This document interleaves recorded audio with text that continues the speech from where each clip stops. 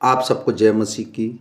आज तारीख है 25/12/2025 और हम लोग शाम का वचन पढ़ेंगे। हम पढ़ेंगे सपन्याह की पुस्तक में से उसका 1, 2 और 3 अध्याय।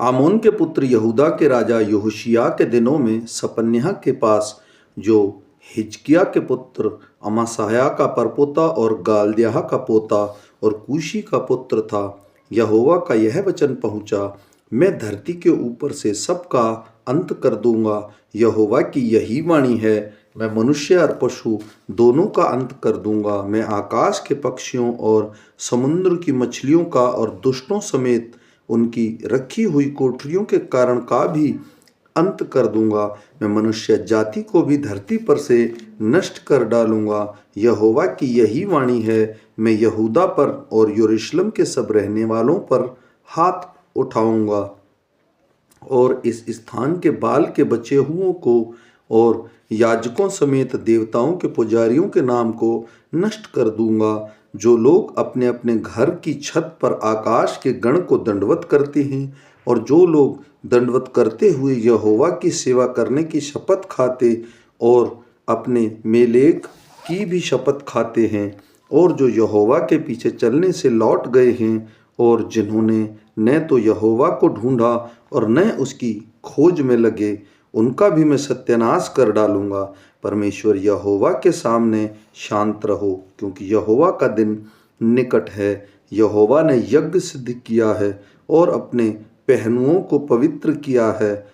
यहोवा के यज्ञ के दिन मैं हाकिमों और राजकुमारों को और जितने परदेश के वस्त्र पहना करते हैं उनको भी दंड दूंगा। उस दिन मैं उन लोगों को भी दंड दूंगा जो देवड़ी को लांघते और अपने स्वामी के घर को उपद्रव और छल से भर देते हैं। यहोवा की यही वाणी है। उस दिन मछली फाटक के पास चिल्लाहट का और नए टोले मिशाहान में हाहाकार का और टीलों पर बड़े धमाके का शब्द होगा। हे मक्तेश के रहने वालों, हाय हाय करो, क्योंकि सब व्यापारी मिट गए। जितने चांदी से लदे हुए थे उन सब का नाश हो गया है।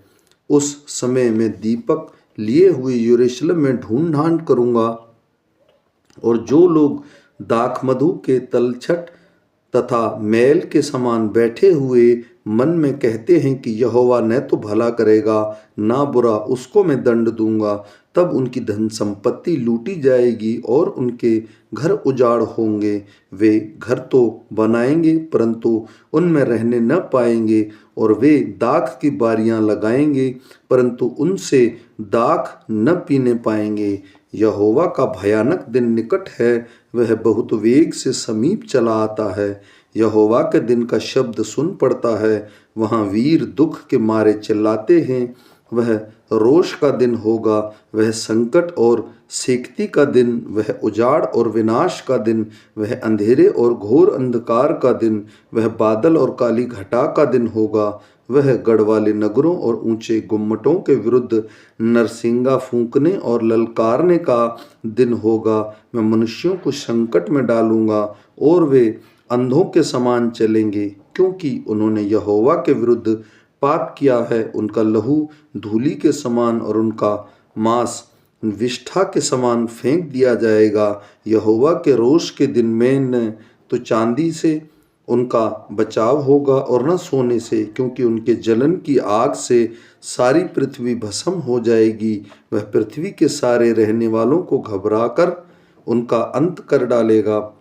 हे निर्लज जाति के लोगों, इकट्ठे हो, इससे पहले कि दंड की आज्ञा पूरी हो और बचाव का दिन भूसी के समान निकले और यहोवा का भड़कता हुआ क्रोध तुम पर आ पड़े और यहोवा के क्रोध का दिन तुम पर आए।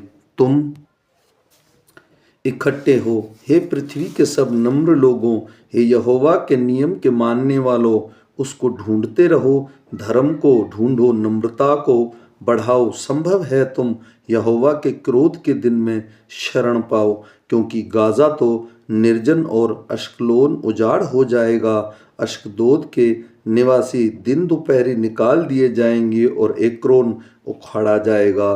समुद्र तट के रहने वालों पर हाय, करेती जाति पर हाय, हे कानान, हे फिलिस्तीसियों के देश, यहोवा का वचन तेरे विरुद्ध है और मैं तुझको ऐसा नष्ट करूंगा कि तुझ में कोई न बचेगा। उसी समुद्र तट पर चरवाहों के घर होंगे और भेड़शालाओं समेत चराई ही चराई होगी, अर्थात वही समुद्र तट यहूदा के घराने के बचे हुओं को मिलेगा। वे उस पर चराएंगे। वे अश्कलोन के छोड़े हुए घरों में सांझ को लेटेंगे, क्योंकि उनका परमेश्वर यहोवा उनकी सुधि लेकर उनकी समृद्धि को लौटा लाएगा। मोआब ने जो मेरी प्रजा की नामधराई और अम्मोनियों ने जो उसकी निंदा करके उसको देश की सीमा पर चढ़ाई की, वह मेरे कानों तक पहुंची है। इसलिए इज़राइल के परमेश्वर सेनाओं के यहोवा की यह वाणी है, मेरे जीवन की शपथ, निश्चय मोआब सदोम के समान और अमोनी अमोरा के समान बिच्छू पेड़ों के स्थान और नमक की खन्नियों हो जाएंगे और सदैव उजड़े रहेंगे। मेरी प्रजा के बचे हुए उनको लूटेंगे और मेरी जाति के शेष लोग उनको अपने भाग में पाएंगे। यह उसके गर्व का बदला होगा, क्योंकि उन्होंने सेनाओं के यहोवा की प्रजा की नामधराई की और उस पर बड़ा मरी है। यहोवा उनको डरावना दिखाई देगा। वह पृथ्वी भर के देवताओं को भूखों मार डालेगा और जाति जाति के सब द्वीपों के निवासी अपने अपने स्थान से उसको दंडवत करेंगे। हे कूशियों, तुम भी मेरी तलवार से मारे जाओगे। वह अपना हाथ उत्तर दिशा की ओर बढ़ाकर आशूर का नाश करेगा और नीनवे को उजाड़ कर मरुस्थल के समान निर्जल कर देगा। उसके बीच में सब जातियों के वन पशु झुंड के झुंड बैठेंगे। उसके खंभों की कंगनियों पर धनेश और शाही दोनों रात को बसेरा करेंगे और उसकी खिड़कियों में बोला करेंगे। उसकी देवड़ियाँ सूनी पड़ी रहेंगी और देवदार की लकड़ी उधारी जाएगी। यह वही नगरी है जो मगन रहती और निडर बैठी रहती है और सोचती थी कि मैं ही हूँ और मुझे छोड़ कोई है ही नहीं। परंतु अब यह उजाड़ और वन पशुओं के बैठने का स्थान बन गया है, यहाँ तक कि जो कोई इसके पास होकर चले वह ताली बजाएगा और हाथ हिलाएगा।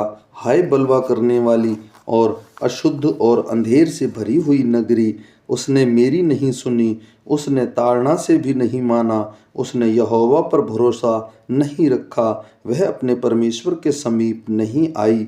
उसके हाकिम गरजने वाले सिंह ठहरे, उसके न्यायी सांझ को आहेर करने वाले हुंडार हैं जो सवेरे के लिए कुछ नहीं छोड़ते। उसके भविष्यवक्ता व्यर्थ बकने वाले और विश्वासघाती हैं। उसके याजकों के पवित्र स्थान को शुद्ध किया और व्यवस्था में खींच खांच की है। यहोवा जो उनके बीच में है वह धर्मी है, वह कुटिलता न करेगा। वह अपना न्याय प्रतिभोर प्रकट करता है और चूकता नहीं, परंतु कुटिल जन को लज्जा आती ही नहीं। मैंने अन्य जातियों को यहाँ तक नष्ट किया कि उनके कोने वाले गुम्मट उजाड़ गए। मैंने उसकी सड़कों को यहाँ तक सूनी किया कि कोई उन पर नहीं चलता। उसके नगर यहाँ तक नष्ट हुए कि उसमें कोई मनुष्य वरन कोई भी प्राणी नहीं रहा। मैंने कहा, अब मैंने तेरा भय मानेगी और तेरी ताड़ना अंगीकार करेगी, जिससे उसका निवास स्थान उस सब के अनुसार जो मैंने ठहराया था नष्ट न हो। परंतु वे सब प्रकार के बुरे बुरे काम यत्न से करने लगे। इस कारण यहोवा की यह वाणी है, जब तक मैं नष्ट करने को न उठूं तब तक मेरी बाट जोते रहो। मैंने यह ठान लिया है कि जाति जाति के और राज्य राज्य के लोगों को मैं इकट्ठा करूँगा कि उन पर अपने क्रोध की आग पूरी रीति से भड़काऊं, क्योंकि सारी पृथ्वी मेरी जलन की आग से भस्म हो जाएगी। उस समय मैं देश देश के लोगों से एक नई और शुद्ध भाषा बुलवाऊंगा कि वे सब के सब यहोवा से प्रार्थना करें और एक मन से कंधा मिलाए हुए उसकी सेवा करें। मेरी तितर बितर की हुई प्रजा मुझसे विनती करती हुई मेरी भेंट बनकर आएगी। उस दिन तू अपने सब बड़े से बड़े कामों से जिन्हें करके तू मुझ से फिर गई थी फिर लज्जित न होगी। उस समय मैं तेरे बीच से सब फूले हुए घमंडियों को दूर करूंगा और तू मेरे पवित्र पर्वत पर फिर कभी अभिमान न करेगी, क्योंकि मैं तेरे बीच में दीन और कंगाल लोगों का एक दल बचा रखूंगा और वे यहोवा के नाम की शरण लेंगे। इज़राइल के बचे हुए लोग न तो कुटिलता करेंगे और न झूठ बोलेंगे और न उनके मुंह से छल की बातें निकलेंगी। वे चरेंगे और विश्राम करेंगे और कोई उनको डराने वाला न होगा। हे सियोन, ऊंचे स्वर से गा। हे इज़राइल, जय जयकार कर। हे यरूशलेम, अपने संपूर्ण मन से आनंद कर और प्रसन्न हो। यहोवा ने तेरे दंड दूर कर दिया और तेरे शत्रु भी दूर किया है। इज़राइल का राजा यहोवा तेरे बीच में है, इसलिए तो फिर विपत्ति न भोगेगी। इसी समय यरूशलेम से यह कहा जाएगा, हे सियोन मत डर, तेरे हाथ ढीले न पड़ने पाए।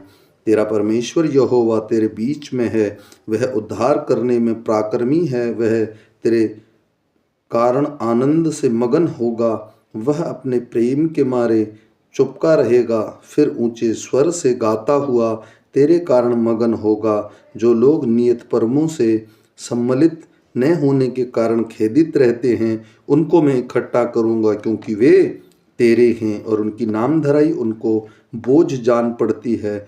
उस समय मैं उन सबों में से जो तुझे दुख देते हैं उचित बर्ताव करूंगा और मैं लंगड़ों को चंगा करूंगा और जबरन निकाले हुओं को इकट्ठा करूंगा और उनकी लज्जा की चर्चा सारी पृथ्वी पर फैली है। उनकी प्रशंसा और कीर्ति सब कहीं फैलाऊंगा।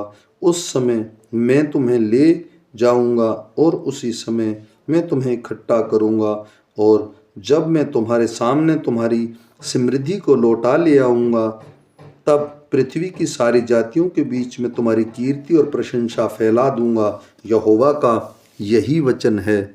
आमीन।